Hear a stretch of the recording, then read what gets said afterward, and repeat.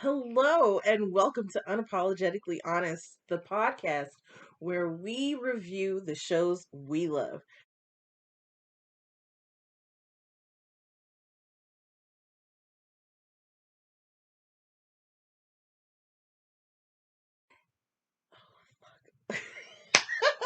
Okay, hold on. Hello, everybody. It is the Unapologetically Honest show, the podcast where we review shows that we love. And I literally, like just moments ago, just finished watching the season finale of Love is Blind, season 2. This is season 2, episode 10, The Weddings. And oh my goodness, I'm going to try and make this quick. Okay, so if you watched episodes 1 through 9, you know that we had what started out as 6 couples that got engaged. And if you were anywhere around in 2020, you know that that's how we met our Love is Blind alumni, Cam and Lauren, because they are OTP. And they started this whole thing out, and it made us fall in love with the show, made us fall in love with the format, everything. And we wanted a season 2. And we got Love is Blind Brazil. I have not watched that. I may do a review on that. Who knows? I'm not making any promises. Because one thing I have figured out about this show is we make a lot of promises. We don't always keep them. But I'm going to keep this one. So, with that being said, Love is Blind episode 10 was, whew, oh my goodness. It had just my heart racing the whole time. The whole time. Because I was like, the couples I thought were going to get married didn't get married. The couples I didn't think should get married got married. I was like, ooh, okay. I mean, all right. So we start the episode off with Nick and Danielle. Now, if you've watched episode 1 through 9, you know Danielle's got self esteem issues. And she has a tendency to self sabotage. So she'll take like the smallest, itty bittiest little issue and turn it into the biggest problem for her in the entire world. With that being said, she was just like, you know, her and Nick met in the pods. They fell in love. He asked her to marry him. I think they were the first couple to get engaged. And they came out, and like her self saboteur showed its ASS. We're family friendly, so we're gonna try not to use too much, and that is a bad habit for me. Anyway, so she self sabotages and all this other stuff, and right out the gate, um, they were in Mexico, and they were loving on each other. Then she probably drank some of the water in Cancun, and you know how that goes. She got some Montezuma's revenge, and her stomach wasn't feeling good, and so she missed like the little meetup between the couples, and she ended up sick. And so when Nick came back from being messy little old Nick, um they got into a little tiff. She was just like, how do I know I can trust you? He was like, what are you talking about? She's just like, I don't know, you just left me. He was like, you told me to go. She was like, but still. And yeah. And then, they got back to Chicago, and he met her family, and he had some personal things going on. And she wailed on him the next day and was like, you don't like me, you don't like my family, da da da da da. And he was like, what are you talking about? What are you talking about? And she's like, because you were talking about other things on the way home. He's like, look, I'm sorry that he was like, I was excited to meet your family. but bruh, like the world does not revolve around you. And she's like, well, that was the wrong thing to say. And I was like, oh, I'm pretty sure she is Dunzo, and I'm pretty sure if she's not, he is. And I was wrong on both accounts because they went through with everything. In the end, in this episode, episode 10, they were the first couple up.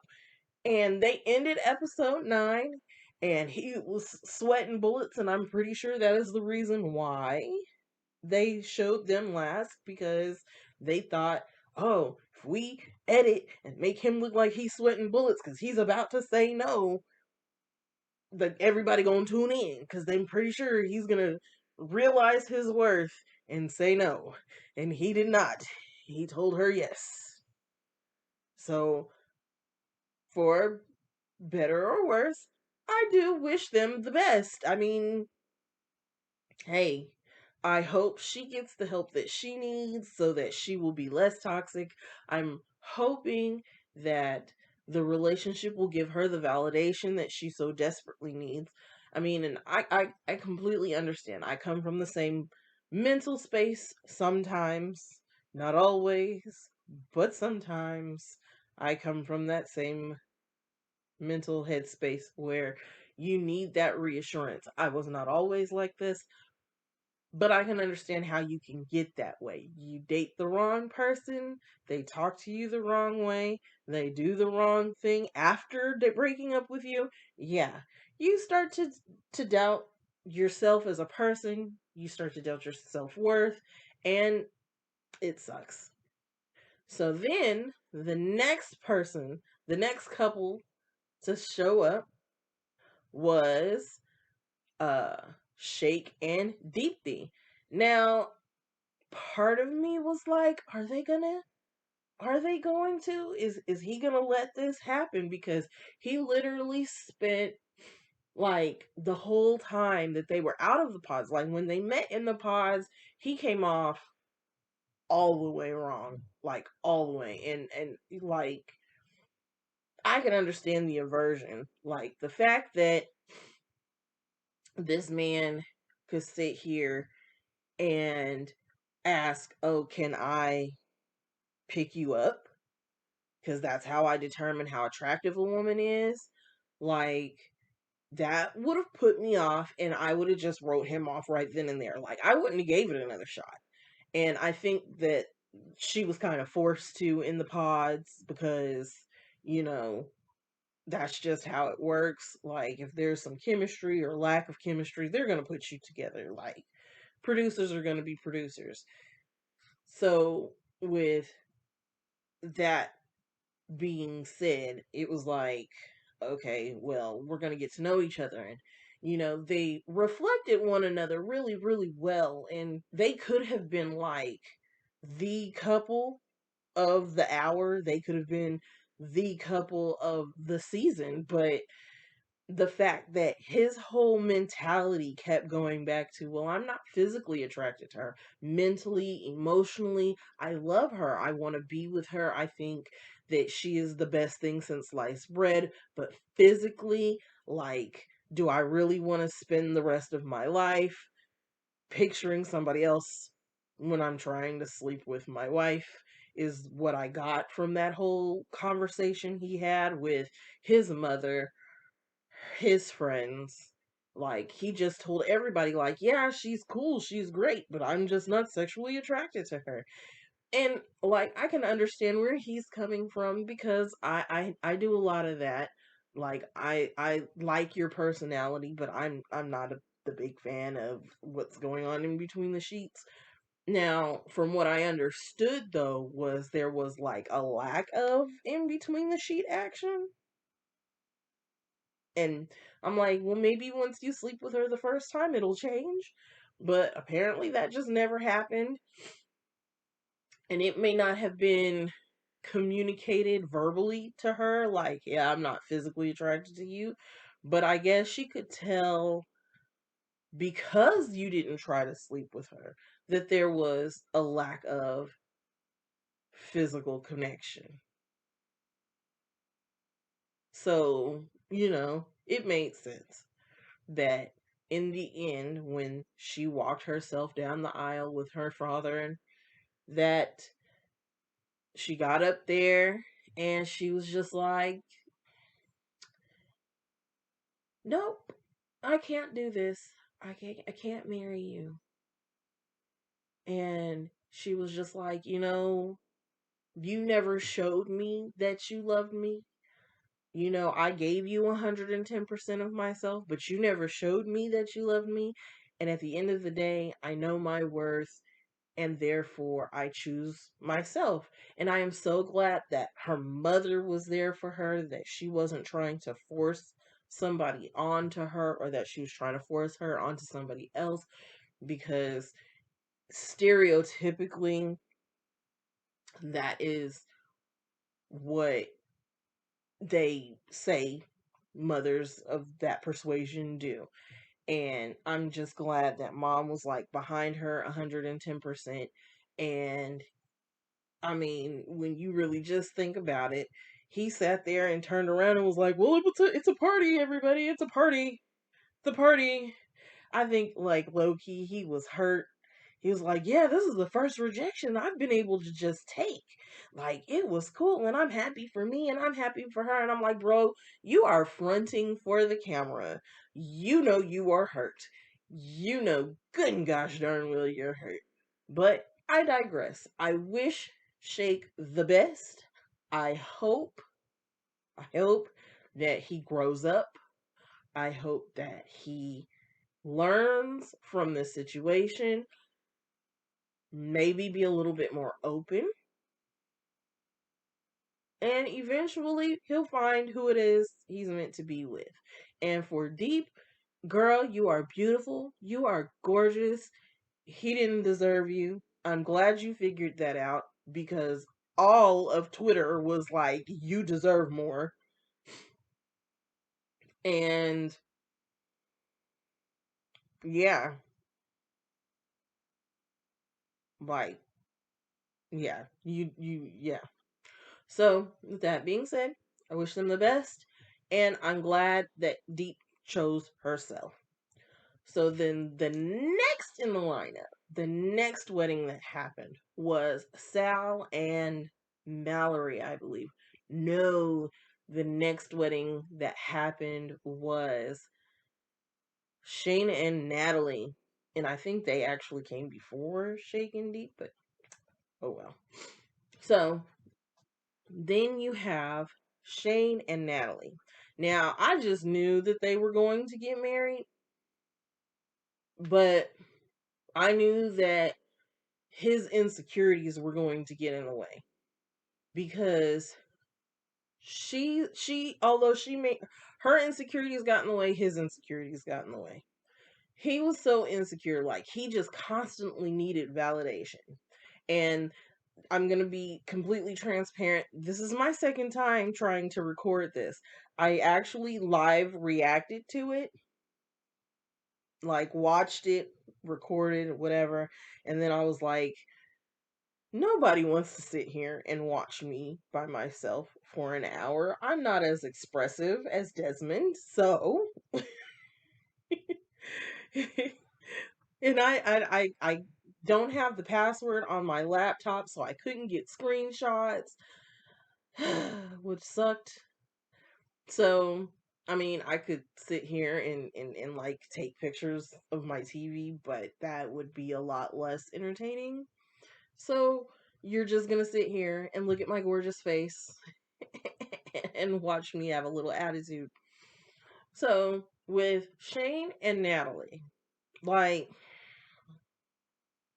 they were an odd couple to begin with, not necessarily just because his insecurities needed constant reassurance and her insecurities reflected themselves in doe syndrome, like this dire need to please, but also this nervousness of, oh, I'm going to make fun of me before you make fun of me, and I'm going to tease you before you find something off about me. Because that's like low key toxic. So, and those are both of their attitudes are things that I have actually like done to myself. So it's like, oh well, dang, we might have to figure something else out. That's the reason why I'm single. Anyway, so Keith, and why do I keep wanting to call somebody Keith?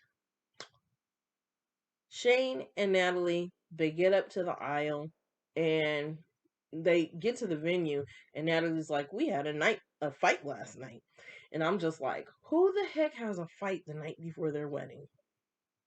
And the fact that they had a fight the night before their wedding was telling. Because I was just like, okay, is she going to have enough self worth to sit here and tell him no? Or is she just going to fold and be like, well, we can fix it? Because honestly, this is bordering abuse to me. Like, he's gonna keep battering her till she is constantly like, the moment he walks through the door, oh, you're the best, you're the greatest, you're the best thing that's ever happened to me, yada yada yada. And the fact that he had enough nerve, because he had enough nerve to sit here and tell this woman, like, I regret you in so many words, is I regret this whole decision, because it was like, I hate you, you're the worst thing that's ever happened to me. Who the hell tells somebody that the night before you're supposed to get married, and then is shocked, surprised, and butthurt when that person turns around and tells you, no, I can't do this? Because I sure as heck wouldn't. It again, another reason why I'm single, because I'm choosing me over the person who claims they want to be with me but won't do the one thing I'm asking them to do to try and be with me. Go figure. So she tells him no. So at this point in time, we are 1 for 2. We have one yes, two no's, and I'm sitting here nervous as heck because I'm like, oh my goodness, who is next? So, second to last, we have Sal and Mallory. And I think part of it was, and when they met, I really didn't pay attention to their story. Like, they kind of crept on me, and I kind of slept on them, I'm not going to lie. But when they became like front and center, I paid attention a little bit. And she looked sort of annoyed with his way of showing love, his way of showing affection, because he's like, I love you and I'm going to show you, and this is how I'm going to show you, and so he would show her by, singing to her and flowers and dinners and this and that. And you would think, all those things, and she'd be like, and I guess he thought she was going to fall all over herself. And I'm pretty sure she was appreciative. But in the end, however, like, Twitter had, um, Twitter had Deep's back. Twitter had Sal's back, because everybody's like, Mallory does not deserve him. And I'm like, you're right. Mal doesn't. Because I don't know, she just seemed put off by his affection, honestly. And a lot of people on Twitter thought, oh, it's because she may have feelings for Jarrett. But I don't necessarily think it was feelings for Jarrett, because she seemed kind of off put by Jarrett as well. Like, she was like, oh, you're cool and everything, but never once was like, dang, I regret this. Like, I regret not picking you. I think she was just like, yeah, you're cool. Yeah, I could picture you like a mile away. You'd be the homie. So it is what it is. We get to the wedding, and well, after the pods, of course, they meet families, and her family doesn't seem very supportive. His family's like, hey, if this is what you want, we're happy for you. And when the wedding day comes, they're still like, hey, if you want this, we'll be there for you. Whereas her family is just like, nah, I don't think so. And her sister was like, I don't know about this. Wedding day comes, sister's like, look, I got you. I'm here. That's her family. Her friends are there. Um, Sal's like, look, I'll know when I see her. Like when I see her walking down the aisle, I will know. And she's just like, I have my decision in my head. So she goes up there and they ask him first, and he's just like, nope, I can't do it. And I don't know what he saw when he saw her walking down the aisle.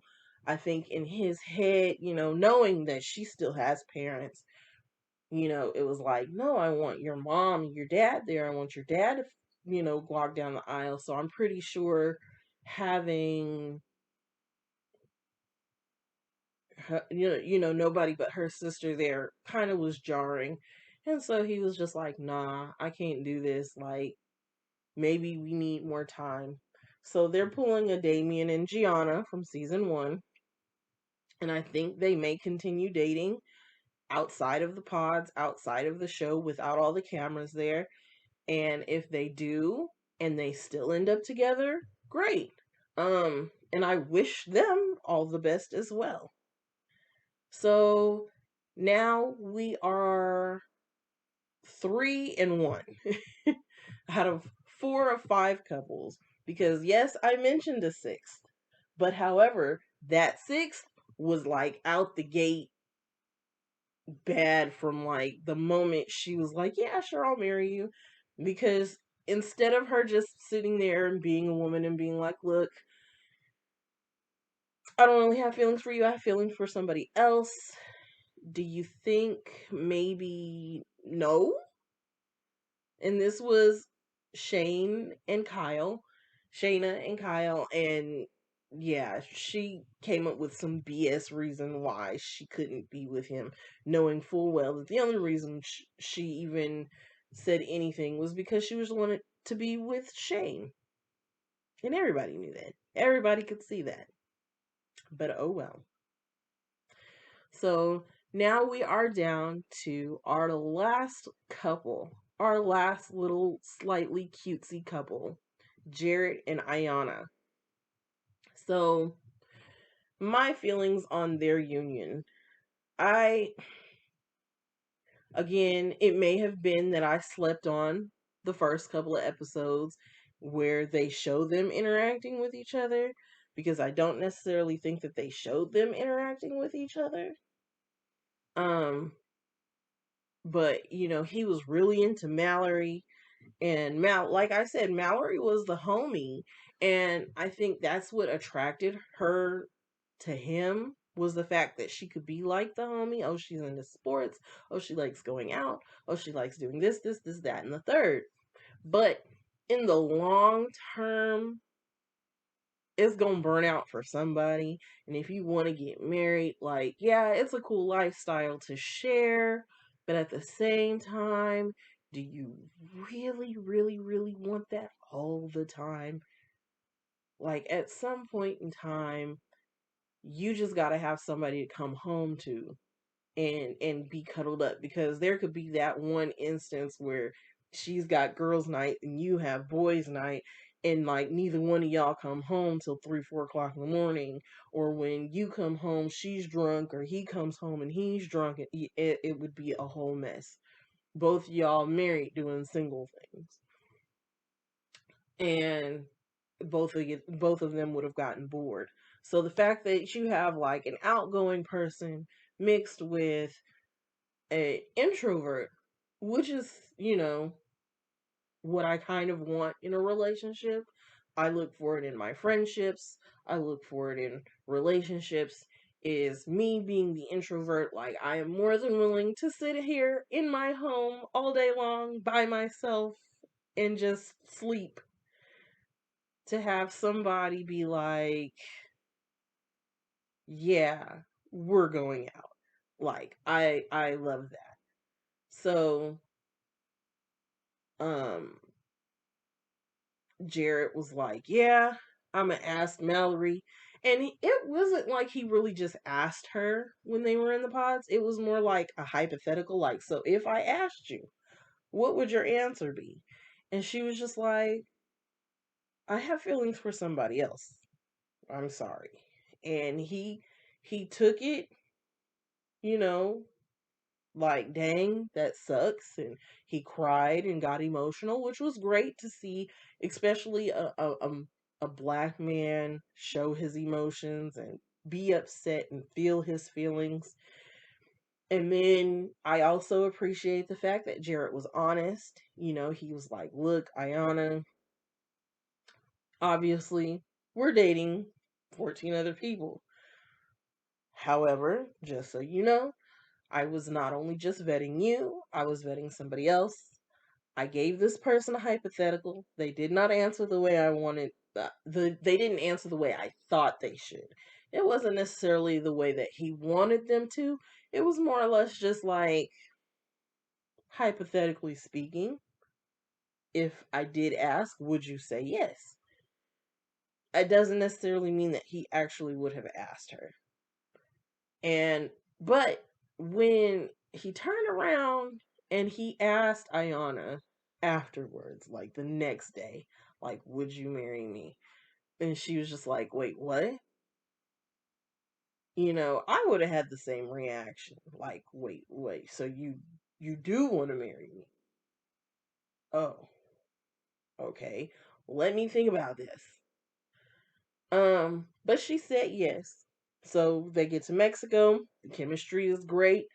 And I appreciate the fact that when they were in Mexico, he was all about her. Like, he wasn't mentioning Mallory, he wasn't thinking about Mallory. It was just all about her. Mallory was not a non-factor until Nick in his messy self was like, "Well, don't you think it's awkward? I mean, y'all did just you know, y'all were like supposed to be a couple or whatever, so don't you think maybe you should go say hi?" And it's like, bruh, how would she have even known unless somebody said my name around her?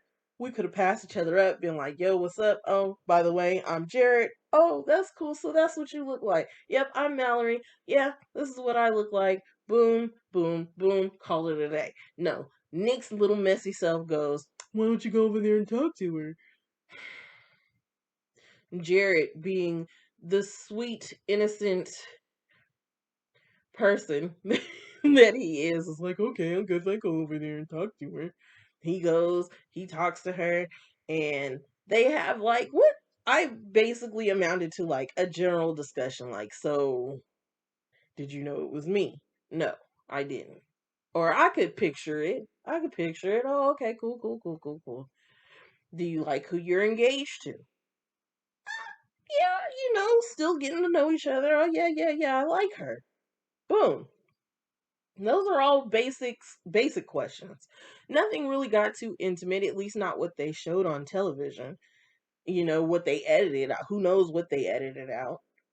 But nothing was too personal. It didn't get too personal or even too awkward until he asked about the ring. He was like, "Oh, so what's up with the ring? The ring was silver." And she was like, he was like, "You wanted gold?" And she was like, "Yeah, I wanted gold." And he was like, "See, you could have got a gold ring." And she was like, yeah, I know, but oh well. And, then the conversation went on about his business. Now, Sal got all up in his feelings about it. And I'm not quite sure why. I mean, I understood, but I don't understand why, other than the fact that I guess because he knew the other side of it. He knew Jared's perspective on it. And so he just got a little insecure. And then he carried that insecurity all the way to the wedding. However, like after that conversation with Mallory, that one time, like you never see them together again. You don't see him seeking her out, you don't see her seeking him out. So there was no real like big issue there. Honestly, like there was just a too much made out of it by honestly Nick again being messy. So then it's time to leave Mexico. We meet the families. She meets Jared's family, and they're like, okay, this is what you want to do. And dad's like, can I marry you? And she's like, yeah, sure, okay. And to me, I was like, oh, well, now you gotta say yes. You in that thing. Like, there's no backing out once you ask daddy to freaking marry you. Because to me, I, if my father, either of my father, my honorary father, my adoptive father, the man that I adopted as my father, if any of them were still alive in my life or well enough, and any of them wanted to marry me, which my birth father wouldn't have, my honorary father, I wouldn't let him anyway, and my not well adoptive father, like I probably could because he was a deacon at the church I went to. But um, if any of them wanted to marry me, like, and the person that I was marrying was like, yeah, and I was like, oh, okay, so you in this thing, because there's no backing out. Like, unless you have like a Sean and Natalie situation where we argued the night before and you told me you hated me and I wasn't to you, we gonna go through this and we gonna give it a shot for a couple of years before either of us sign some paper saying never mind, because that is too important of a job. I would never, ever, ever, ever, ever be like, yeah, sure, you could marry me, if there was a single doubt in my mind that I thought I was going to say no once I got up to that aisle. So, yeah, yeah. Like that would be my thing. Like, I would keep that a surprise till the wedding day. Like, who's going to marry us? It's either going to be this stranger we don't know because I don't want to marry you, or it's going to be my daddy because I love you and I care about you. And yes, that is the ultimate emotion to me. So the fact that he was like, yes, I was like, okay, maybe Jared is in it. And the fact that she was like, okay, I was like, okay, maybe Ayana is in it. Because, whew, that's a lot.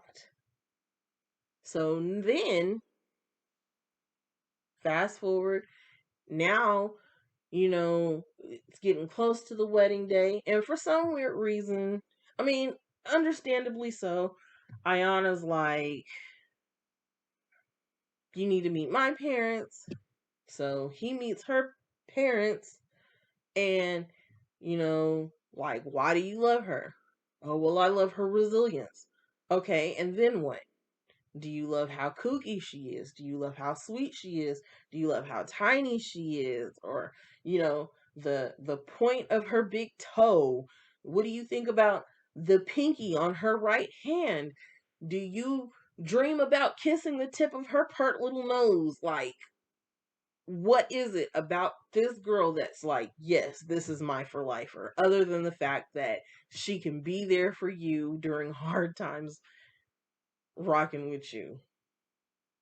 Like, what? So, like, I don't know if we ever got past that. Then we get a couple days before the wedding, and she's like, so how you feeling? And he's like, I'm nervous. That's not something you ask somebody right before you get married, but then it is also something you ask somebody right before you get married. It's kind of a 50-50. She was just like, but you were so sure a couple days ago. He's like, no, I'm sure. It's just, I'm nervous. She was like, okay, I just need to make sure that I'm your, that you picked me, but that you picked me. Not necessarily that it was like, oh, let me pick somebody. Did you pick me? And he's like, I picked you. And she keeps bringing up Mallory, but you got to understand at the same time, Nick made that situation worse, because if I were in Ayana's situation, somebody was like, look,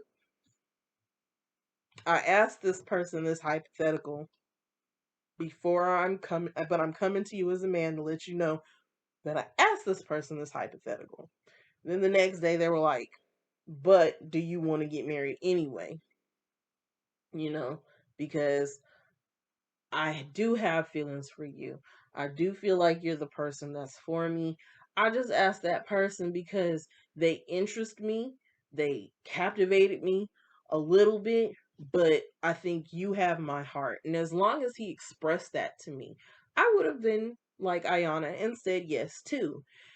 After the situation in Mexico, I would have questioned it. There may have been some doubts, but when the name no longer comes up, they're no longer the topic of conversation, when you're no longer being compared to them, whether it be good, bad, or ugly, because I've been in a relationship where I got compared to somebody's negative traits constantly, but it was not good enough to keep that person around. Thus, the reason why I'm single, and I should probably go on this show. If you ever come to Austin, Netflix, and be like, yo, we're going to do the pods, come get a teacher from Austin, an introverted teacher from Austin. Let me take part in that, please. Anyway, I digress.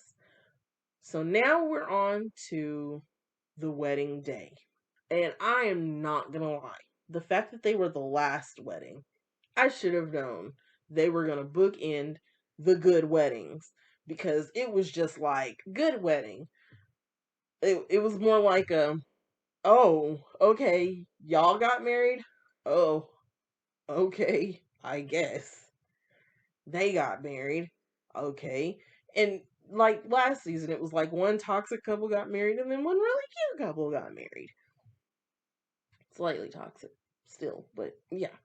So they were the last wedding, and I'm sitting here like, because I was nervous. I'm rubbing my knees, like, is she gonna say no? Because oh my god, the way that they wrote, the way that they edited the preview, I was just like, ooh, does she tell him no? I don't blame her for telling him no, but ooh, does she say no? And she got up there and she looked him in his eyes, and I'm like, okay, look, what'll make it for me will be, does he cry? Does he say wow? Like, what does his face look like as she's walking down the aisle? And that will tell me everything, because like Nick's face when Danielle walked down the aisle, he was just sweating bullets, and it may have just been like, good nervous sweat. So I give him that. Shake, Shake's face, it was like, oh, she can look like that type situation. And I was just like, when he sat there and he was like, oh, you look hot. I was like, oh, no, no, nah, it's okay. Because you don't sit there and tell your bride you look hot. I mean, you could, but I wouldn't say that at that moment, no. So then, and then there was like Nick, like Shane and Natalie. He was just kind of like, oh, she made it. She's coming. I mean, he was nervous and it was kind of cute, but I don't know, just something about his reaction was just like, nah, this ain't gonna work either. And then Sal just kind of looked as Mallory walked up the aisle.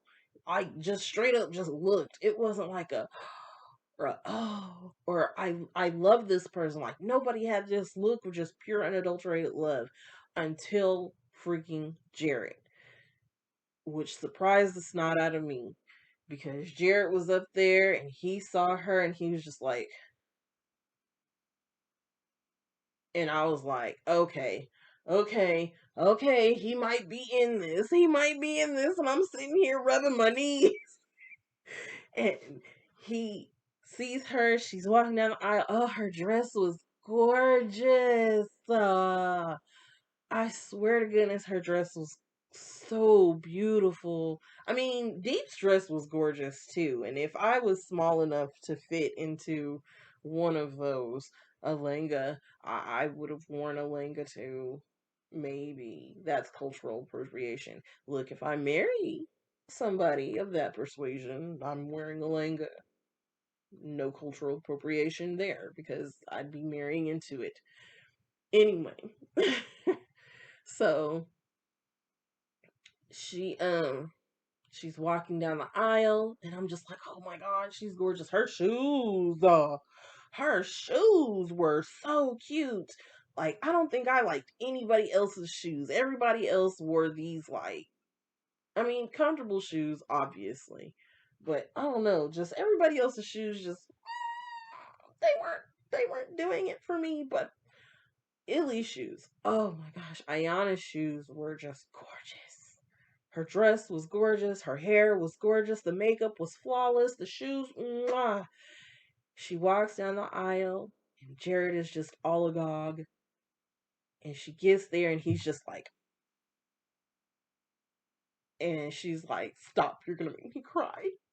He was like, "I can't help it." And stepdad, dad gives her away. You take care of her, you do right by her.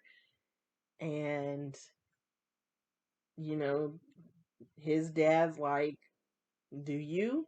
And he's like, "I do." And he's like, "Do you?" And she sits there and she looks and she's thinking, and if I was her, I'd have thought too, and I'd have made him nervous on purpose. You see what it looks like? You see what it feels like? Okay, don't make me feel that ever again in life. And she was like, "Yeah, I do." And I think that they are a really cute couple, and I really hope they make it. And I hope that he makes the changes he promised he would make. I mean, I know you cannot immediately make those changes in 4 weeks. She wants to see them and he wants to give them to her, but, it's a lifestyle that's hard to shake, you know. And I'm hoping that his friends respect their marriage and their lifestyle. I hope he stays in with her more, but I also hope that he brings something out of her. Like, I hope he gets her out and I hope she keeps him in. And I really hope that they are the next Lauren and Cam, or at least like like slightly underneath them because nobody can beat Lauren and Cam. Like the only thing that like would elevate Lauren and Cam to like the stratosphere would be if they got pregnant. But I'm pretty sure that they are trying, actively trying, and it is none of my business. It is none of your business what they got going on. And when it happens, it will happen for them. And I'm pretty sure that People and any other magazine will let us all know about it. In the meantime, however, I am LaCresha McGill.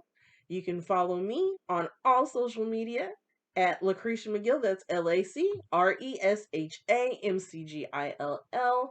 And I am so glad that you spent the last 40 something minutes with me. I am so sorry. But the last, look, Jared and Ayana, come on. So, thank you for watching. Bye.